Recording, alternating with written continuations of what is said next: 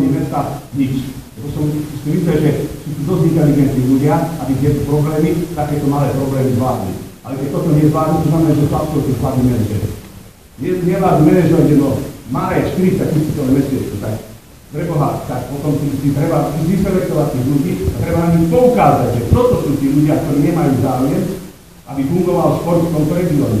Pretože v tomto regióne v podstate nefunguje nič. Len si pozrite, keď idem dobrať vystali ráno, samé novozámecké autá. Koľko pracovných miest sa tu vytvorilo? Žiadne.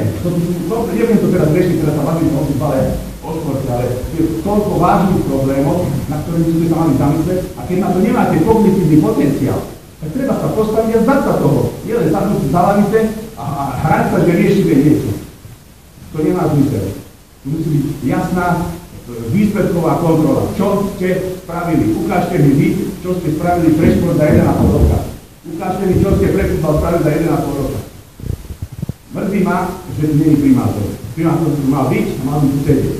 Pretože pokiaľ viem, lebo ja som apeloval na to, aby bol šéfom predstavenstva. Je zástupcom šéfu predstavenstva, Verzeval, nie je tu. Kde je? O čo ešte spieva niekde, alebo čo? Tak ale to mňa nezaujíma, prepáčte, tak prečo ste to dali vtedy, keď tu nie je? Mali ste to tento termín vtedy, keď tu je. A kompetentní ľudia sú tu. A povinne ste mali byť nám tí poslanci. Komuže ja to budem hovoriť? Týmto ľuďom, ktorí sú za mňa, ktorí sú za to, že to, čo hovorím, že je pravda. Ja potrebujem tých, ktorí si myslia, že to nie je pravda, čo ja hovorím. Kde sú tí ľudia? Skrývajú sa niekde v kanáloch? No ale prečo sme ich nezavolali? Mali sme ich nezavolať. Tak toto nemá zmysel. Toto sme si mohli sadnúť v country a mohli by sa ho porozprávať. A vy by si bol povedal, že no v septembri pojednáme sa niečo. Do septembra vôbec nebude už futbal tu na zemí.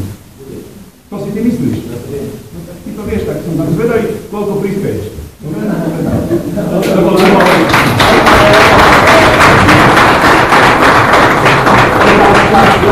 Otázka nie je postavená tak, že budeme bla bla bla.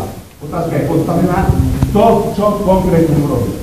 Budem rád, keď toto odovzdáte pánovi primátorovi, aj s tým, že ma veľmi mrzí, že tu nie, lebo mal by tu byť. To je prvá vec, nie jeho. On si myslí, že je druhá vec. Garantujem vám, že pri týchto najbližších voľbách, ktoré budú do mestského zastupiteľstva, osobne dohľadím na to, aby všetci poslanci, ktorí negatívne ovplyvňujú ovzdušie a úroveň športu v tomto regióne, budú vymyslení, aby ľudia vedeli, koho nemajú voliť. Ja som nie človek, ktorý bude za to niečo.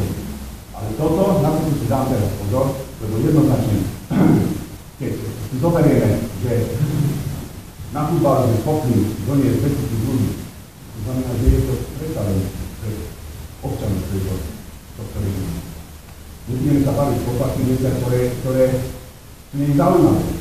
Takže ja by som bol rád, keby sme spravili jedno stretnutie na najvyššej úrovni. Na najvyššej úrovni. A nech sa predstaviteľia tohto mesta konkrétne vyjadria, čo sú schopní a čo sú ochotní spraviť. My sú ochotní spraviť. Ochotní v mene, lebo v septembri to chceš predložiť. My potrebujeme vedieť ľudí, ktorí sú schopní, ktorí povedia, áno, toto budeme teraz robiť, zajtra. Takže z mojej strany toto.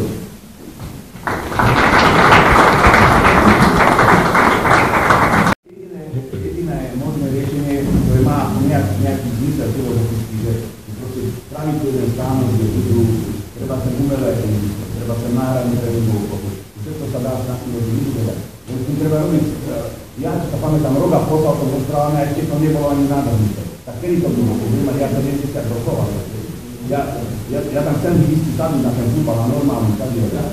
Lebo to je, tu novým zámkom sa neinvestovalo a neinvestovali halier za posledných 50 rokov.